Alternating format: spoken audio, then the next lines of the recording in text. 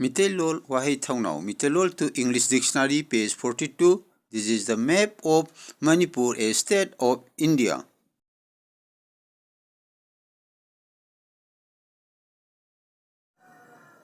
Ahanba maktada Hiramdam Sanaleba KANGLEIPAK Manipur asigi manung amasung mapanda laikhraba Meeteilol Meetei mayek punung sijaba khudingma ngangkham Prameshwar nei kai kumnaba usari channel asigi maming Manipur languages feature saina kaujai ngasi nainagadaba asi Meeteilol gi Waaheithangnau haibadi Meeteilol gi wahai mathang manau English da haraga Meeteilol dictionary masigi matangda nainajagadabani ngasi nainagadaba asi page number 42 page number 42 asini ade ai mathang hajireke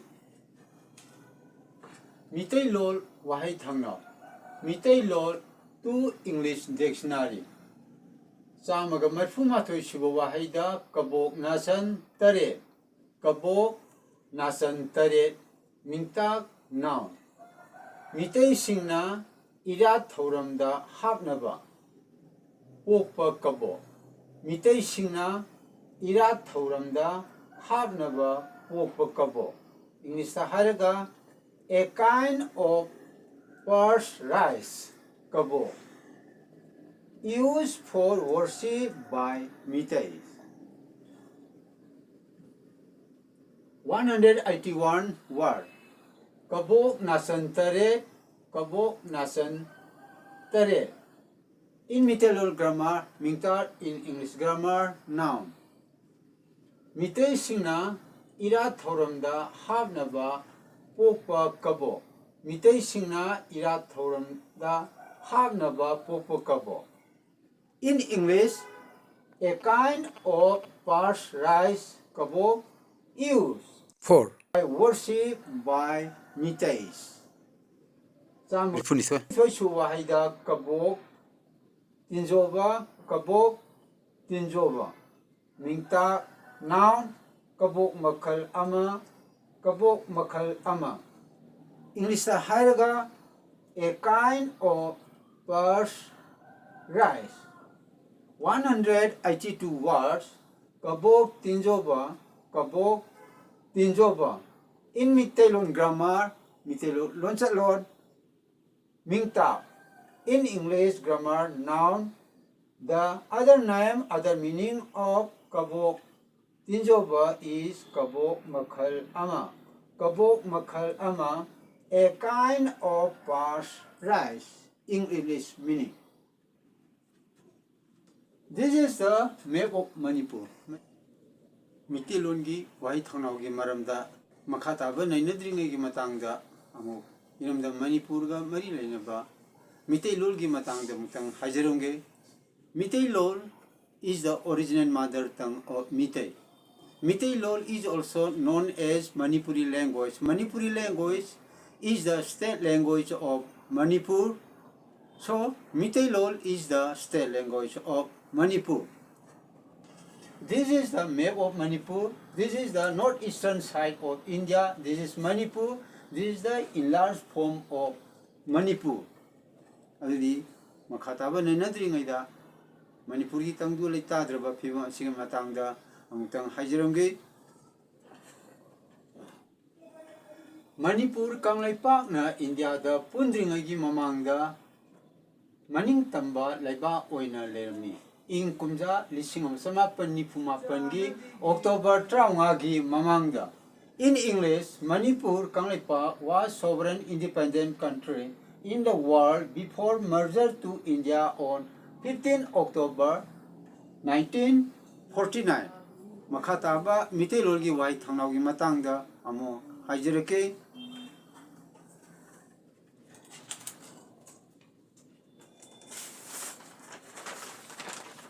Samaga marfu humdoi suba wahaida kabok khoiba mingta noun chiniya laga pakthok laba maida yairaba chengna saba kabok makal ama chiniya laga pakthok laba maida yairaba chengna saba kabok makal ama a kind of edible thing made by flattened parched rice and molasses. 183 word kabok khoiba, kabok khoiba. In Meeteilol Meeteilol grammar mingta, in English grammar noun. Jini yalaga paktholaba maida yairaba chingna saba kabok makal ama. Jini yalaga paktholaba maida yairaba chingna saba kabok makal ama. In English, the meaning of kabok khoiba is a kind of edible thing made by flattened parched rice and molasses. 184 Samaga Marifum Marisuba Wahida Kabok Khoidum Mingtak Noun Ching Apokpana Chini Angangbaga Loinana Tolaga Semba Sananaba Port. Adudi English ta matau karam tauna masigi meaning asa haji abdo mo hajirke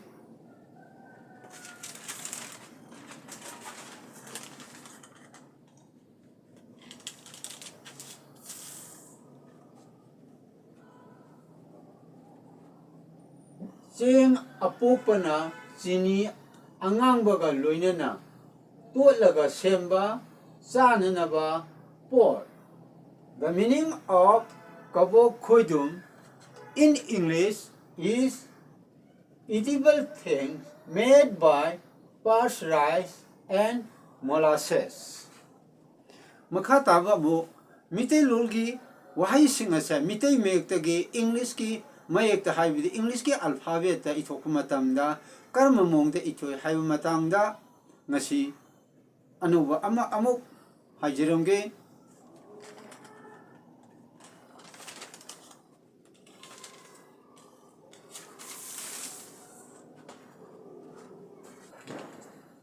Housing in Zagadaba asi essay number 1. Ira Thoram Haibugi Matang Sidida Matau Karam Todina Meetei make alphabet Rasi English the Itoka the Habi Matang Hajaramge Ira Thoram Minta noun lining ba worship and say the Meetei make Mapung make E Haibugi Matakta Lumama tapi. Ayana sigi matangda naina jagadabni esari 1.1 sidida. Karama izina mathakta lum haptaba targadi mase rising toni I mapume ki rising toni English ta I gamane I ade I konthongna makhada English ta I ijari basini I rising tone manabdi I Inung ye English ta haraga boyer. Masang de esari 1.2 da igi mathakta lumam hap targadi mase falling tone. Aduga pabagi mongdi pronunciation kamai pagadage da I lum matha. Sumda I gamanare I upper hyphen I gi mathakta hyphen ama English organa itokani aduga Meetei mekter organa igi mathakta lumama takani pabna I lum mathakaina pagani. Here lum is placed at the upper of I mapume of Meetei mek. Ira thoram minta noun lining ba worship essay 1.1 when lum is not added to the upper of I mapume of Meetei me. This is rising tone and the pronunciation is E. Then in English E is equal to I. The pronunciation is I. In Meeteilol grammar inung ye in English boyer. Essay 1 number 2, essay number 1.2 when lum is added to the upper of I mapume of Meetei me. This is falling tone. Then the pronunciation is I lum matha. E lum mathak. Mathak means upper. This is equal to I upper hyphen. I upper hyphen. I upper hyphen. Makha taba mo hajar ke.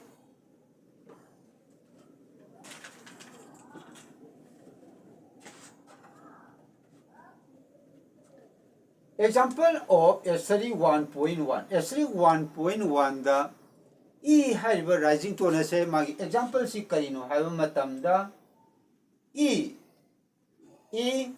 minta noun ahanbada magi wahantho se meaning si karino haiba da mapung mayek ki tara taruk suba mapung mayek. Ani subada E gi wahantho meaning si karino haiba da mana sangba napi, grass, wheat, long, leaf, adi mana sangba pambi. Masang the example of a seri one to give example of mo hajarake. Falling ton the E lum mathak, mingta noun, thawai panliba, jiva singda, cheliba, mahi.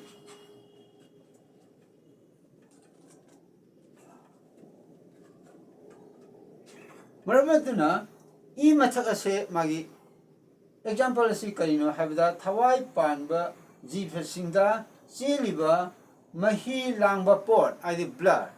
From this we know that the example of E is number 1 mapung mayek kuntaret ki tara taruk suba mapung mayek. E is the 16 mapung mayek of MEETEI mayek mapung mayeks. And meaning of E number 2 is mana sangbanapi grass with long leaf lum matter. Then when lum is added to the upper of E, of to read E lum matter or E lum thak. The meaning of E lum thak is thawai panliba jiva singda cheliba mahi langba pot blood. Therefore, when lum thak is not added to the upper side of E, the meaning is different from when lum thak is added to the upper side of E. So from this we know that there are two different meanings from the given above two examples. So if required, we must add lum thak to the above of E. So when used as falling tol mapung mayek E, lum thak must be added. Thus, lum thak is added to the upper of E. Matang asida Meeteilol Waaheithangnau Meeteilol Dictionary nainajaba loijare. Channel asigi maming Manipur languages feature haina kaujai. Channel asibo ahanba yengbu oibiragadi channel si subscribe tawbiu, like tawbirau, comment kaya pibirau. Meeteilol chawkhat hanbada mateng pangminasi. Meeteilol chawkhat hanba koi iramdam sana leba kanba amadi Meetei kanba haibasi lamdam asida leiriba ingna tapna leiba pamjaba khudingmak kisu kanaba amadi ekoi punna hingminaba ingtamna leiminabagi soidana mateng pangani hana khanjai. Maram aduna Meeteilol mek nungsi khudima ngangkam pramesonai kai kumnaba uchari mathangi upload tawo matamda ekoi punna unaminasi. Channel asibu subscribe tawbiu, like tawbiu, comment kaya pibirau. Ngasigidi matang asida loisinjarage.